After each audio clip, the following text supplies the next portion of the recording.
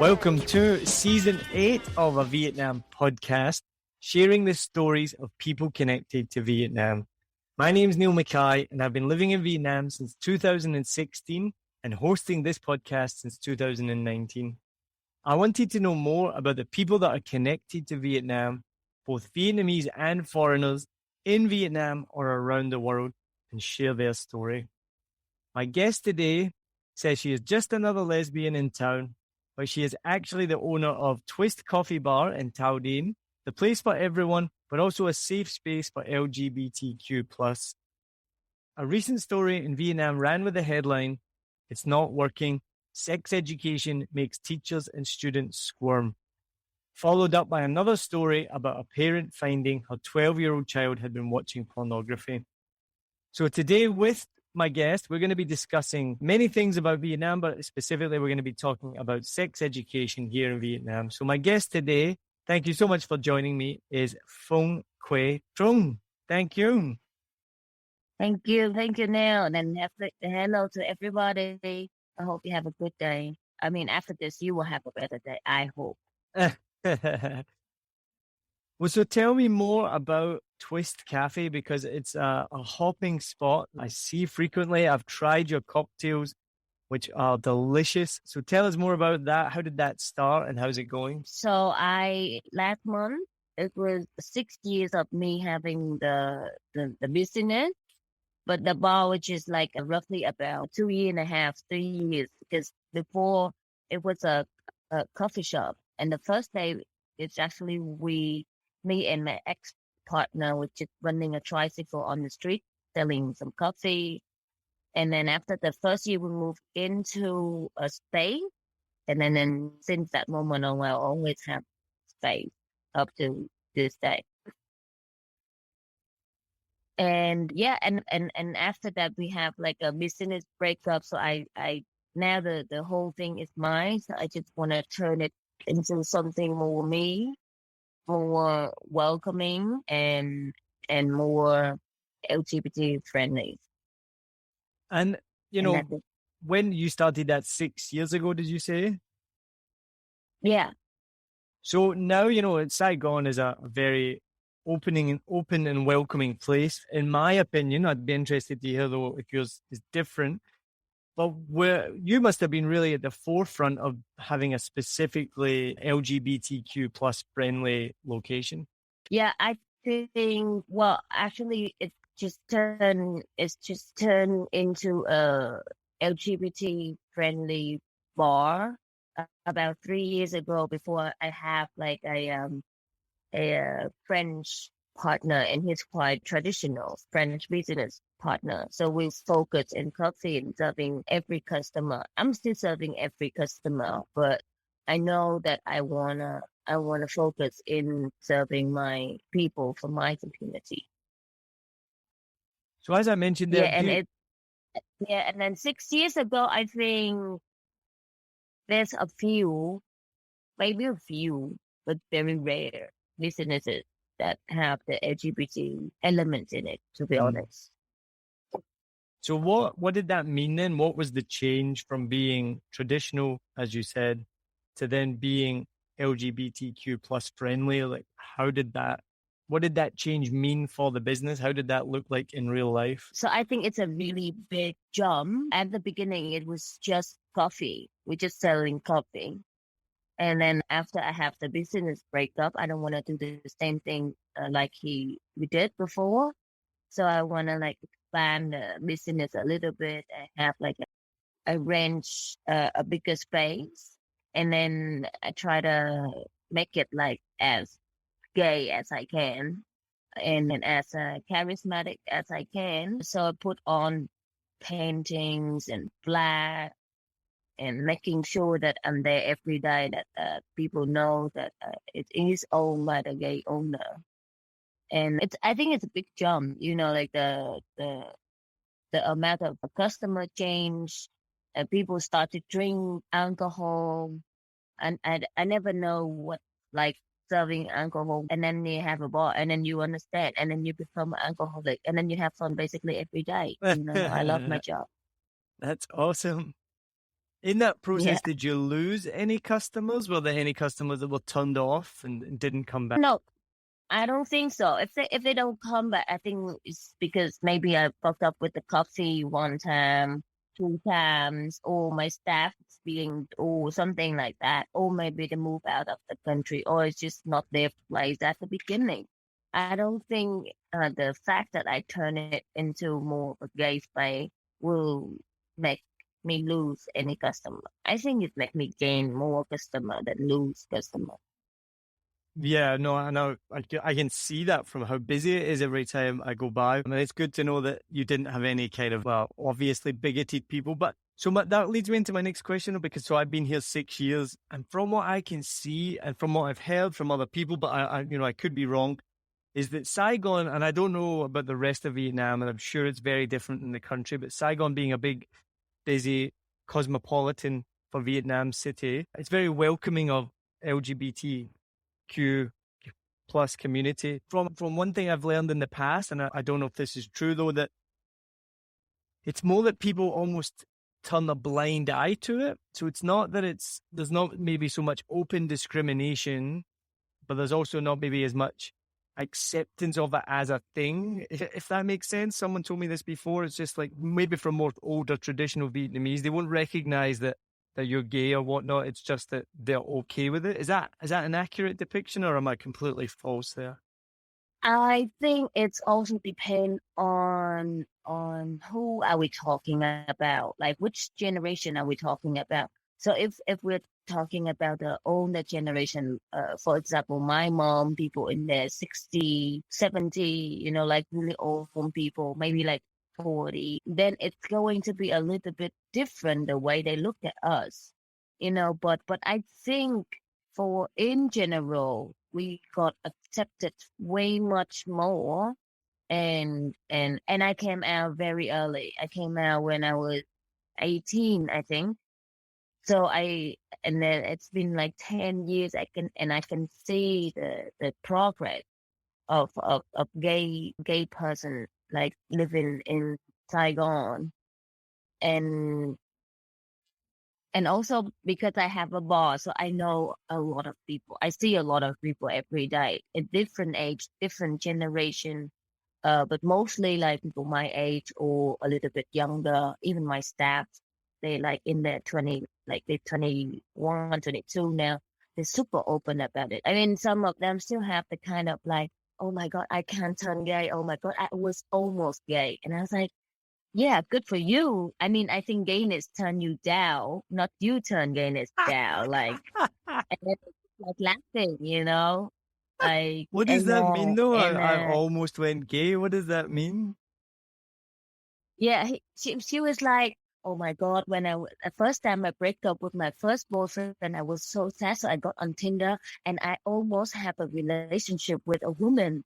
I almost go and see her and probably will have sex with her. And I was like, oh my God, you missed that chance. Like really? But it was fun.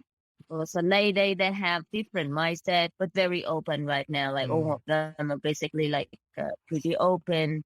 They actually, I mean, maybe first time they see you, they will feel like a little bit like not feeling well with their eyes, for example. Like, oh, why you're boy and you look like a boy? Why you're boy and you look like a girl? This is so bizarre.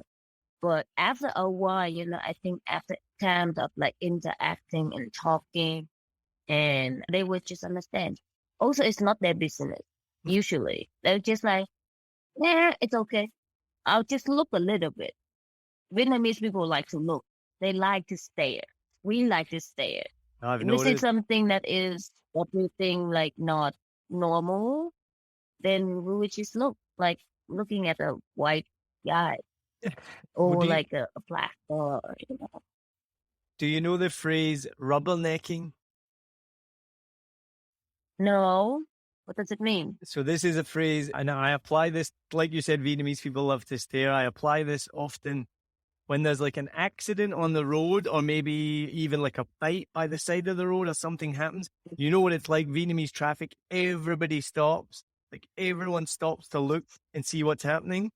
So because you have to turn your neck so quickly to look, it means rubber neck, like your neck is made of rubber. So you look really quickly to see what is happening. So I've always seen this. The Vietnamese people love to rubberneck, where they stop in traffic to like see what's going on. And suddenly there's more danger because everyone stopped to see the accident rather than the accident. So I can imagine what you're saying about Vietnamese people looking. But so this is, I think it's just such an amazing thing that I've seen over the years that I've been here.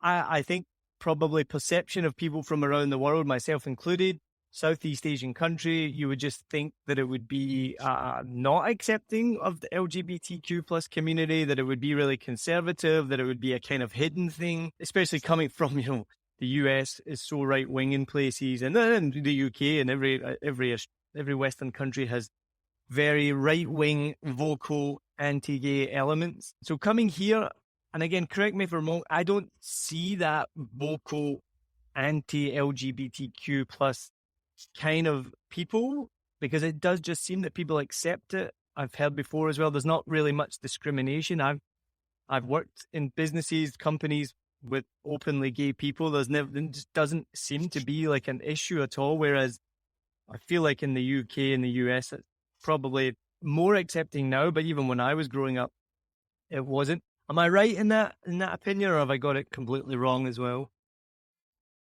I think you're correct. I mean, as you can feel that we actually treat other people in a way of like, oh, I don't know you much, so there's nothing I can say about you, even though you look gay. I actually a few times got teased, which is actually pretty nasty. I think, like, very fucking sexist. That like there's a bunch of like 2 or 3 guys just walking down the street. I was walking against their direction, and they're just like, "Oh, what is this, boy or girl? Let's just go grab her boob to see if it's a boy or a girl." And I was like, I was so pissed. But that was just like very rare. Like 10 years of being gay, this is like the maximum I can get. And I don't think it's about like being gay. They're just being rude. If you see somebody being, they just rude. It Because if wouldn't, I'm it a wouldn't girl, matter they who would you act are. They would just be rude, no matter a what you look girl, like. like, and because they will have the same interest of like grabbing my boob or something like that, right? So I think it's the people you are around, and at some like specific situation that you might feel sexism in Vietnam, but in general, big time, I think we're pretty chill. We're quite a very chill country that get intense sometimes, but we're pretty chill mostly. No, I mean, in my opinion, looking at it, that's a good description. Vietnam is pretty chill, but very intense at other times, and that you kind of see that play out quite often, where things are just kind of going along nicely, and then all of a sudden it's like, wow, it goes crazy. Yeah. But no, it's good. And it's even, I've noticed recently, just very, very recently, more young people, especially coming, I guess, as coming out as trans people. I was in a shop recently and it was a guy dressed as a girl. I think I've seen girls dressed as guys.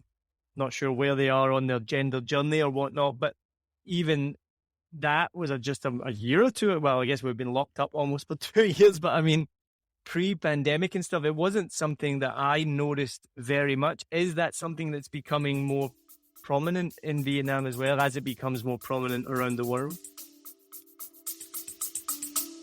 We'll be right back.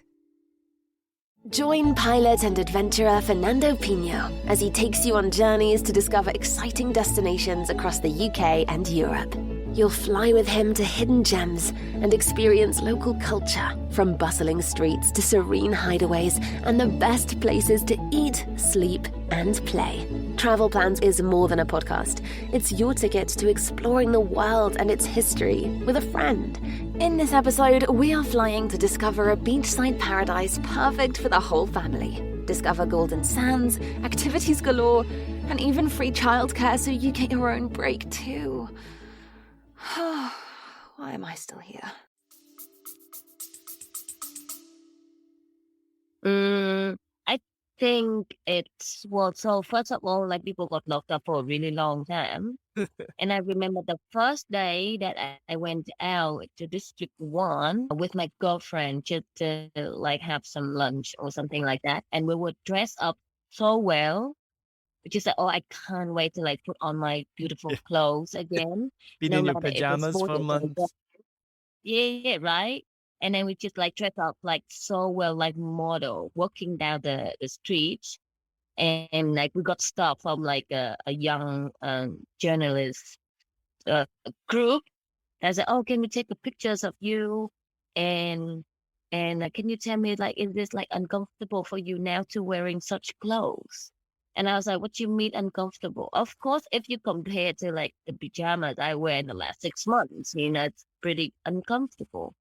But without and out on the street, we just want to show ourselves. Hmm. I think after the COVID time, people would just like pay more attention to themselves and trying to show what it's been hitting like all the time. Also because of COVID and also because of like, I mean, you survived a pandemic, you're still alive, why shouldn't you be beautiful and unique to look at?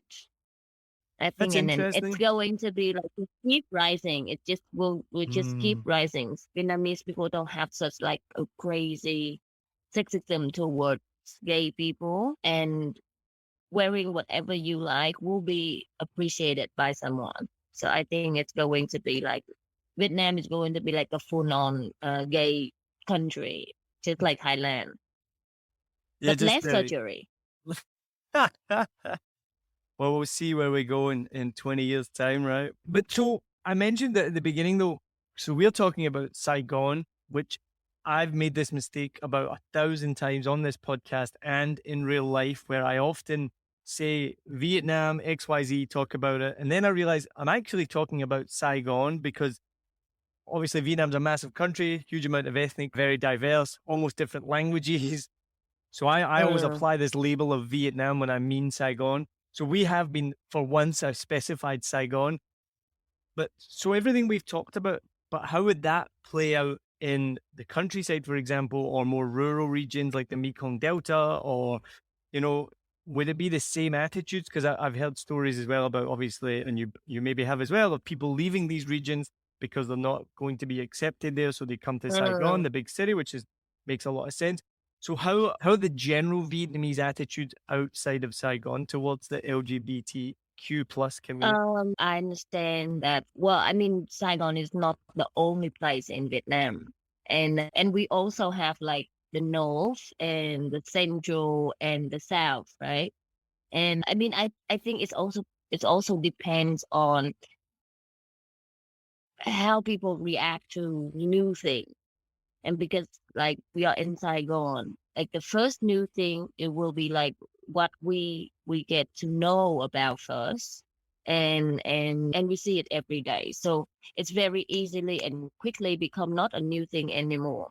But people in the rural area, like in the Miền Tây, in the west, Miền Tây is like the west, right?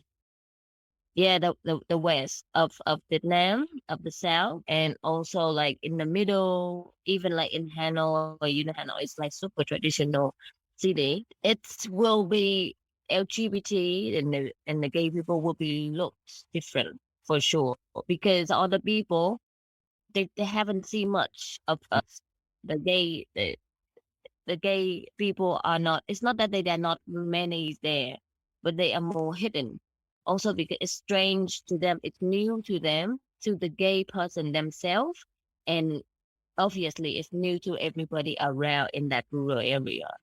So the way that we are being accepted is a little bit less, but I don't think that it will be way much less and way too much more intense.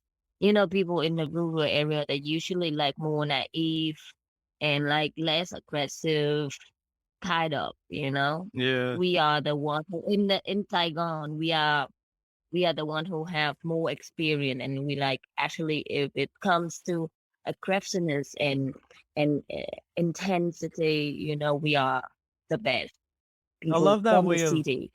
I love that way of looking at it. It's not because I mean, you know what it's like in the US. The more rural you go, I think I would be. People might think I'm an idiot for saying this, but the more rural you go, the opinions become more conservative. I was gonna say the IQs get lower, but that might be a bit harsh. Maybe the IQs don't get lower, but the more rural you go in places like the States or Australia, the more conservative people come. But I like the way you put that. It's not really that people in Vietnam are necessarily more conservative. It's just they've not experienced it before. So it's just yeah, that's a good way to look at it.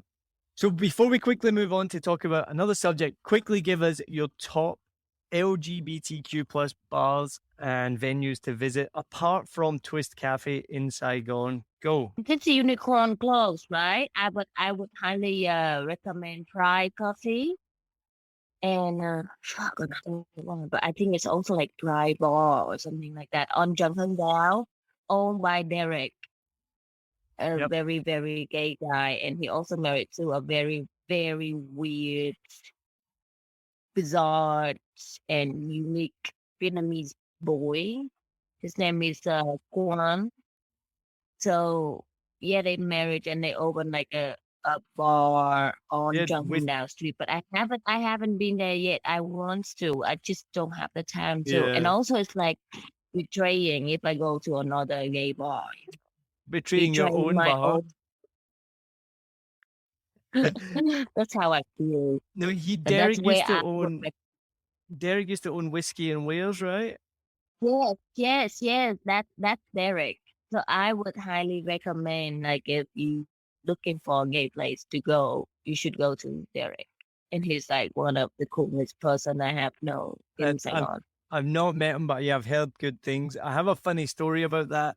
When my wife and I first arrived in Saigon, like literally 6 years ago, we were looking for a bar to go to one night, and we lived near Boy Vienne at the time, so we were around that area, and we found this bar, I guess on Google Maps or whatnot, called Whiskey in Wales, Whoa. and you know we like a whiskey as well, so we're like, oh, let's go check out this bar. So we went, cool place, and we're just talking. It's just me and my wife, and then she's much more observant than I am, and she's like, Neil, I think this is a gay bar. I was like, what? Nah, paying no attention.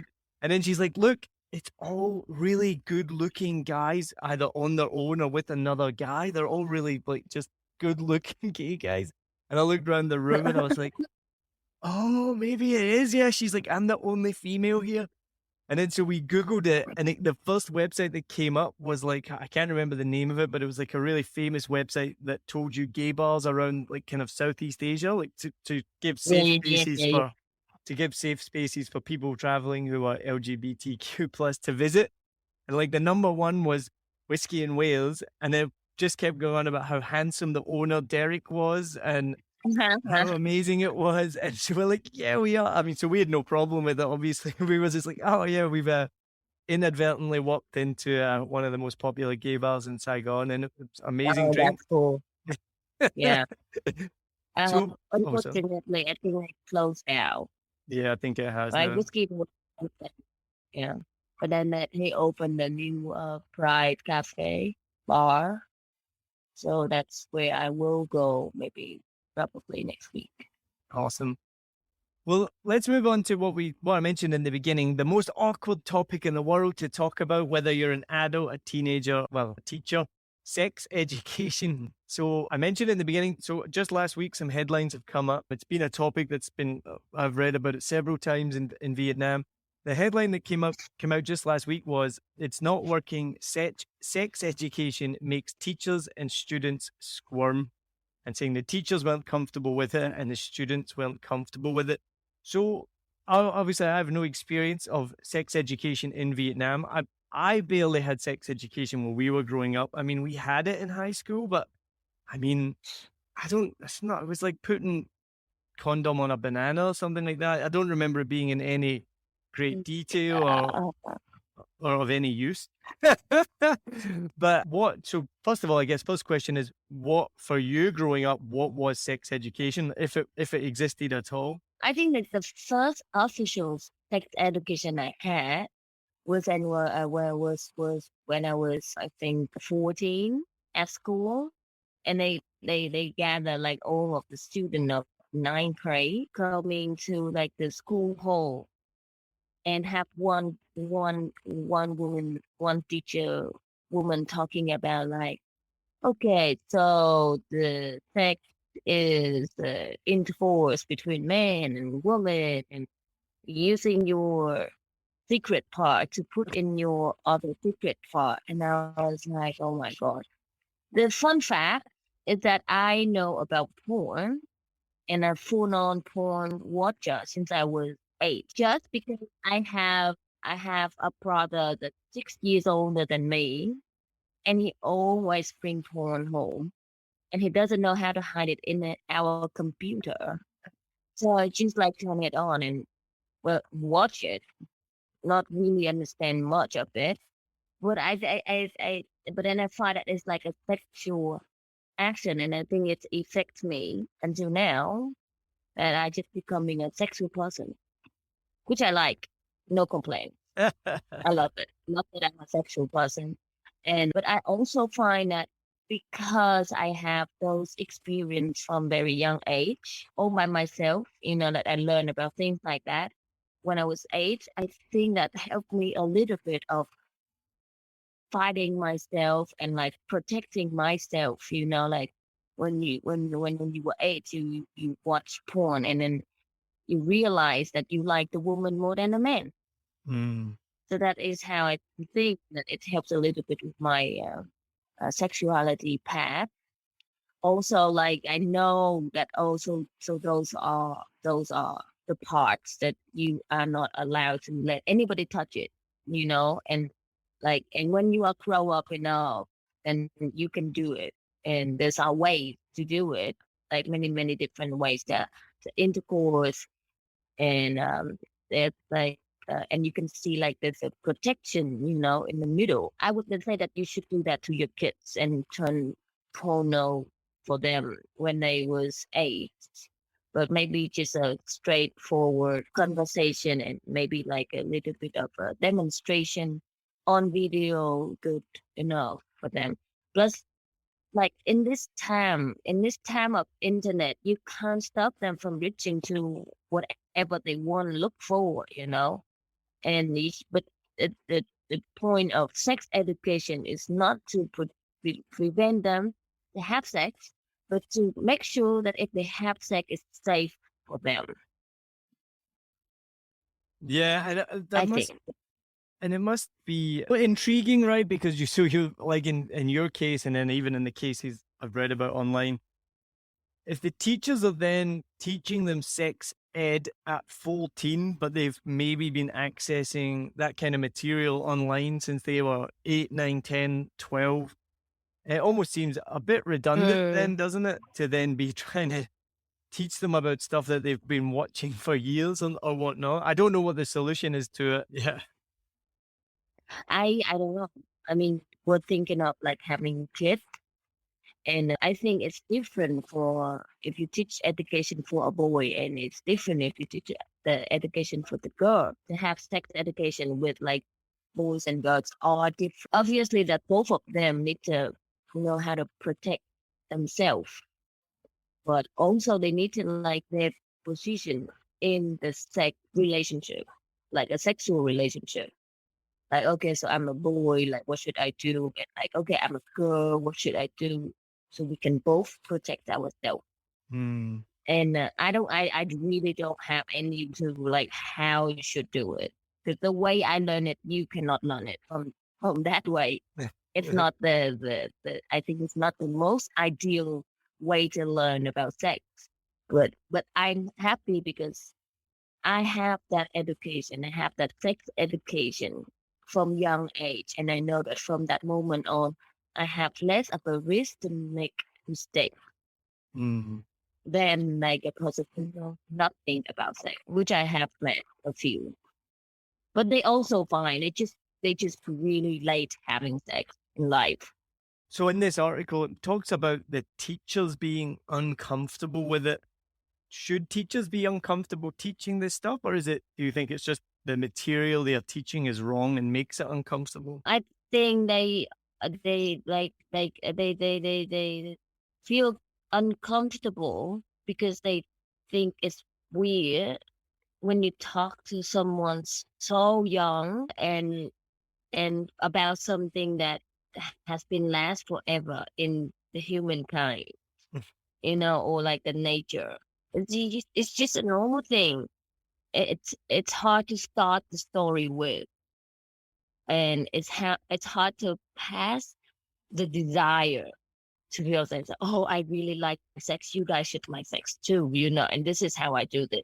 Of course, it's not going to go that fucking way, but that there's like, oh, sex is a new thing, It's just like the way they just feel uncomfortable because they make it weird to themselves, Mm.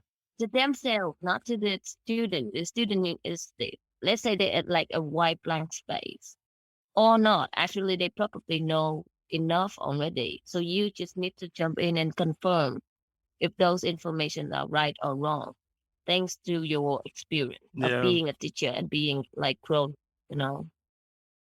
Just don't be weird about it. Like you make a joke. And sometimes you make a joke, right? We'll have some clown and then you be sex weird about it, educators. and then it's not funny. It's just Yeah, such a just difficult. don't be weird. It's such a difficult topic, right? Because it's awkward for parents, awkward for the students, awkward for the teachers, and it's funny the point you Yeah. make. It's not like, hey, I love having sex. This is how I do it. You should try this. Like if I remember my sex education, it's just literally like, okay, this is how you do this. There's nothing about like the desires or the wants or like the feelings or how to do it or anything Yeah. like that. It's all just like, okay, Yeah, this goes in here and then don't let that stuff come out because then she's going to have a baby. And then like, it's just very like, so sex is like the best thing in the world, but it makes it out to be like just this robotic kind Yeah, of like like, actually, like sometimes like the adults make sex into like something so sinful, something so taboo, well, that's, and like you have to be honest to yourself that you personally and me also love sex. We would die if we don't have sex for like a week or two. would you know, So why did he make it weird? Have them try it themselves, but like just tell them like, oh, before you try it, you should know about this, and that's it. Everybody know. I mean, like the kids, they have like their IQ, their brain is basically like fully function. They yeah, know how to do puzzle. They know which piece will into which piece. You don't have to teach them like, hey, you have to put A and B. They already know that A have to go to B.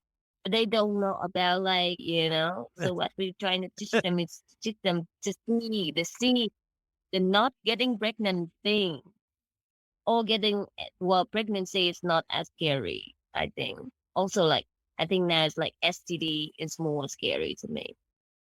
yeah, maybe. Well, an STD can be for life. I guess a kid can be for 18 years and then you can send them on their way. No, you made a good point there, which I just always forget, right? You said about it being sinful. And as we're talking there, so I'm not religious, never have been. Religion has really almost played no part in my life. So I just forget about it. And you've just then when you mentioned it, I'm like, oh yeah, that's why it's weird, because there's so many religious people in this world who've made sex this weird, awkward thing that we can't talk about, and it's taboo, and it's like, it's just, I Yeah. forget about that religion actually has the most, probably the biggest effect on all of this, especially from the Western world. How would you say, because you have a big Catholic population here, right? Christian population, sorry, but mostly Buddhist in Vietnam, right? How has Mm. the religious aspect had an element on sexual discourse in Vietnam?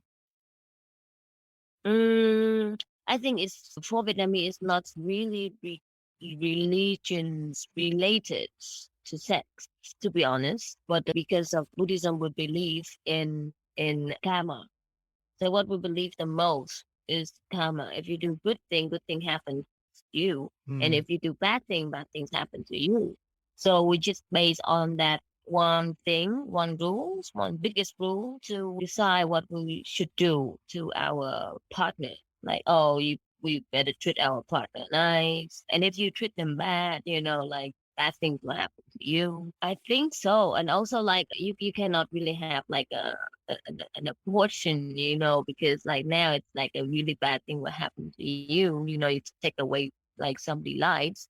So that is what like I think like freak the pregnant table intercourse the most. Like for me, I never have to worry about it. No matter how hard I try, I cannot make her pregnant. But like also because of that, they afraid to have sex because if you're pregnant, you cannot have an abortion, and you have to like keep the baby for 18 years or even more. But I don't think that like religions is something that stop us from having sex, Mm. really. I think religion in Western countries has a lot to answer for on that. But so enough about sex education in Vietnam. Let's move on to the final questions of the podcast. We ask these at the end of every episode. They change every season. So these are the questions for season 8. So if you could travel anywhere in Vietnam for a week, where would you go and why? 1 week, right? Yeah, you have to stay there for a week. I will go to.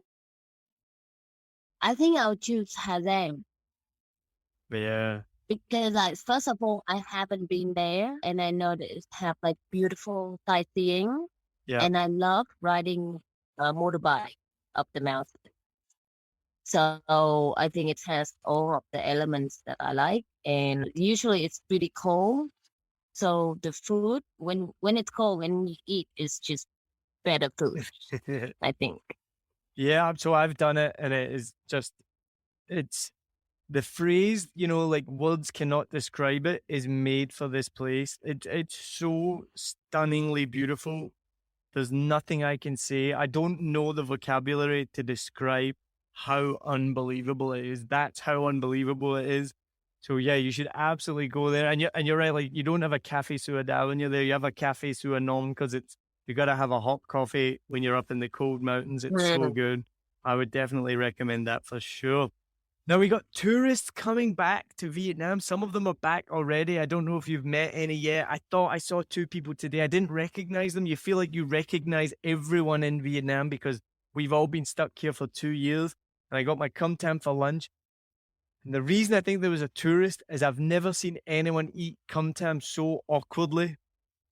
This older white guy who's holding the plate with one hand and then like off the table and then kind of like eating it. It was just weird. I was looking at him and his wife and I was like, I'm pretty sure they're tourists. This is so exciting. But that's the weirdest way I've ever seen anyone eat cum tam.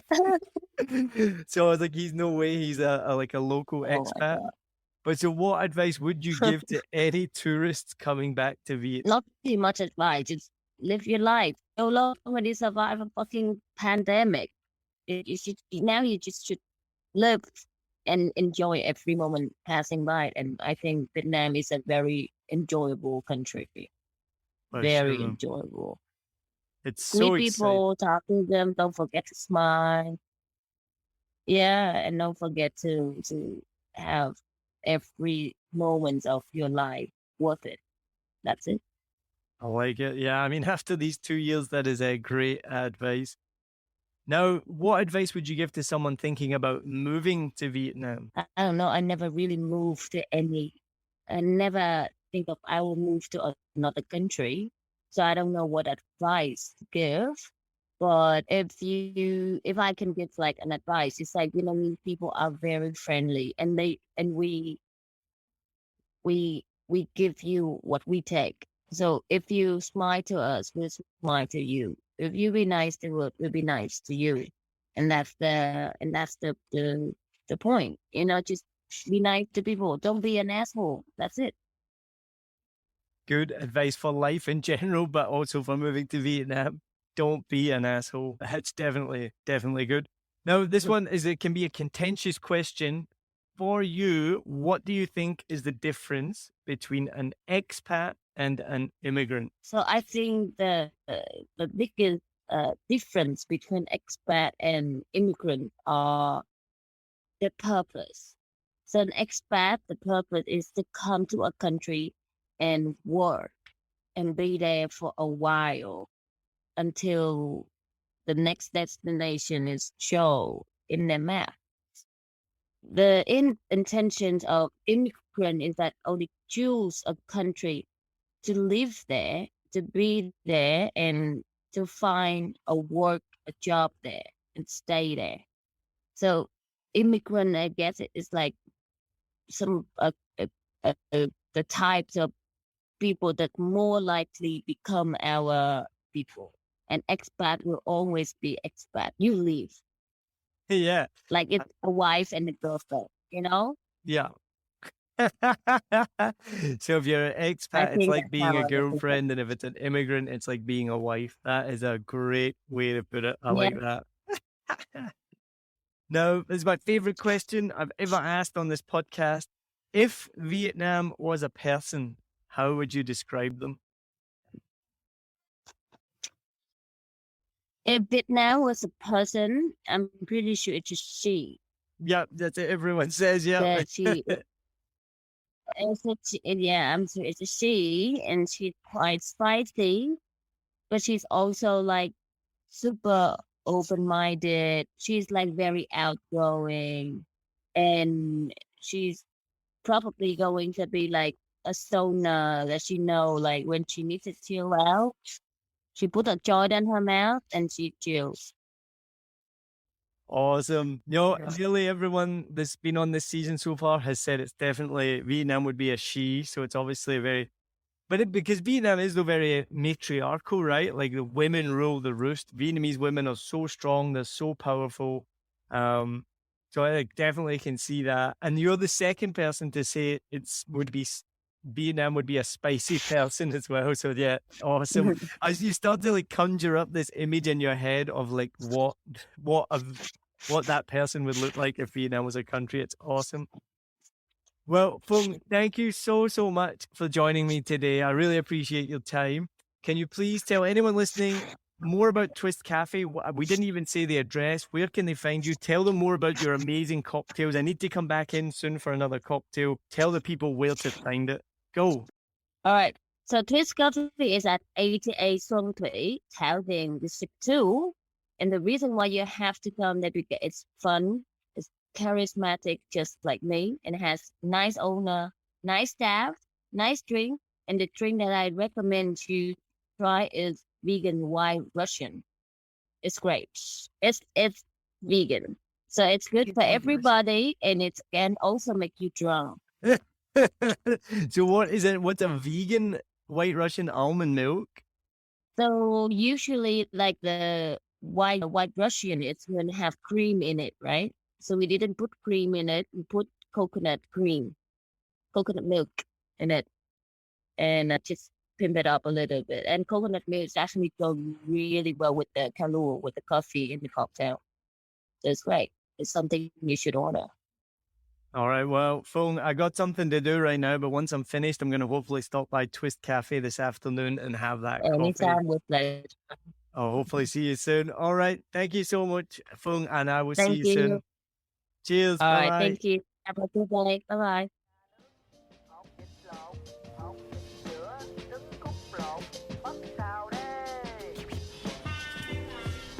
Thanks for listening to this episode of a Vietnam podcast by 7 Million Bikes. We hope you enjoy hearing our guest stories. If you haven't already, please make sure to subscribe to the show and turn on notifications so you never miss a new episode. Thank you so much to Lewis Wright, who made the 7 Million Bikes music and continues to support us in every way. Also to our audio engineer, Luke Digweed, for making sure each episode sounds amazing for you. Also, a big thanks to the 7 Million Bikes community. Thank you so much. It's amazing to get to know you guys. It's amazing to see how much we're growing, and I look forward to seeing you at our next event. You can join the community today. The link is in the description of the show. You'll get free tickets to 7 Million Bikes events. episodes before anyone else and extra special bonus content only for you and invites to special member-only events. You will also obviously be providing massive support so that we can keep sharing people's stories with you on a Vietnam podcast. Also, follow us on Facebook, Instagram, and YouTube. And remember, we have 7 seasons of stories to share with you. So check them out if you haven't already, and we hope you can listen to future episodes too, so you can laugh, connect, and discover. Cheers!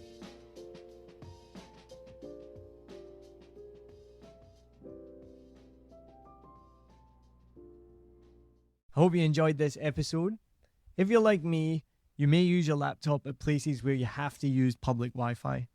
This opens you up to digital snoopers. It's a massive problem. It can be your internet service provider, or you know who, looking at what you do online, or a cyber criminal trying to steal your bank passwords or credit card info, or even a hacker at the next table trying to steal your sensitive data. These days, it is vital that you keep your data safe. NordVPN keeps all of these snoopers away. It makes your internet activity private, protects you from accessing dangerous websites that are phishing for your data, and lets you enjoy your favorite content securely, even while away from home. And it's easy to use, even I could use it. I've actually been using NordVPN for years now here in Vietnam, and I'm excited to be an affiliate partner with them. I've used NordVPN to watch Netflix, BBC, Disney Plus with ease, and I also know that my information and data are safe from prying eyes, whoever they may be. Join now and you'll get 68% off and 3 months free when you go to my link, nordvpn.com/SMB. Just again, for those hard of hearing, nordvpn.com/SMB. The link is also in the show notes. I know nobody checks them out, but go check that out and you can get the link from wherever you are listening to this podcast. As an affiliate partner, it also means that I will get a small commission when you sign up, but at no extra cost to you. So not only will you be getting a great deal through 7 Million Bikes, you get a great VPN and you'll be supporting 7 Million Bikes podcast. Stay safe online and enjoy the shows you love. Any questions, just let me know. You know how to get in touch with me. And thanks for listening to this show. Cheers.